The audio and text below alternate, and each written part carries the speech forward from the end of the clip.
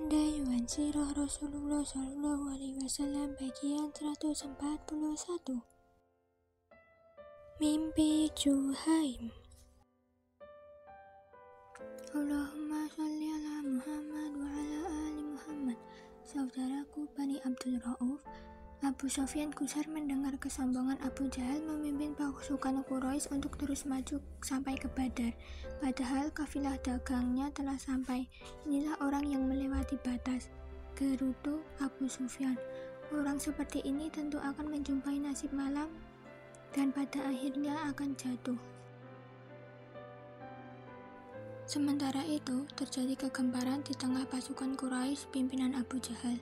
Kejadian bermula dari mimpi yang dialami Juhaim bin As-Salt, seorang tentara Quraisy dari Bani Muthalib. Saat itu, pasukan Quraisy tengah berkemah di Jufah, belum tiba di Badar. Malam itu, Juhaim bangun tidur sambil melompat sehingga membuat teman-temannya kaget. "Ada apa? Apa kamu bermimpi?" tanya seseorang. Juhaim perlu mengatur nafasnya beberapa saat sebelum sanggup berkata, "Saya sedang dalam keadaan antara tertidur dan terjaga ketika melihat seseorang lelaki mengendarai kuda sambil menarik tali kekang seekor unta. Apakah kalian melihatnya juga?"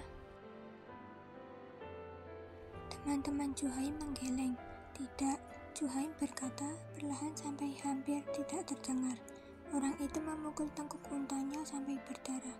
Unta itu berlari ke tengah perkemahan kita dan mencipratan darahnya ke seluruh tenda. Tidak ada satu tenda pun tidak terkena noda darah. Teman-teman Juhaim terkejut, namun tidak seorang pun bicara. Juhaim lalu melanjutkan ceritanya. "Lalu kulihat Abu Jahal mati terbunuh, Utbah mati terbunuh, Syaibah mati terbunuh, Jam'ah mati terbunuh." Juhaim terus menyebutkan orang-orang yang dilihatnya mati terbunuh dan memberitahukan juga mereka yang akan tertawan. Teman-teman Juhaim pun gempar, ada yang percaya, ada yang tidak. Begitu mendengar cerita Juhaim, Abu Jahal sendiri berkata, "Hei Juhaim, aku dengar kamu menceritakan kisah dusta kepada orang banyak. Akan kamu lihat nanti, Muhammadlah yang akan terbunuh, bukan aku." Kemudian Abu Jahal berpaling kepada orang banyak seraya tertawa dan berkata, "Inilah nabi baru dari Bani Muthalib."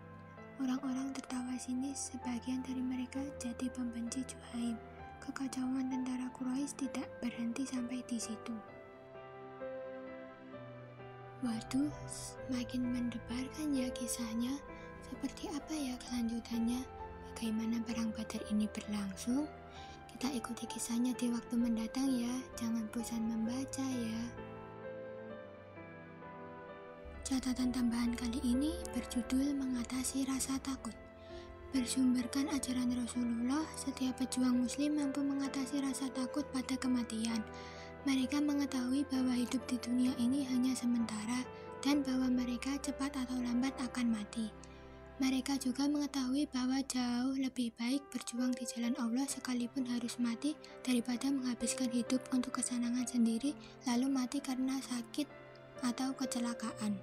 Dituliskan kembali untuk anggota WAG Tra Abdul Rauf Salakan Bangunharjo Sewan Bantul Yogyakarta dari buku ke-7 Muhammad Teladanku yang ditulis oleh Eka Wardana dan tim Sigma, diterbitkan oleh Sigma Publishing 2011. Bersambung, berakhirlah cerita kali ini. Sekian dari saya, terima kasih.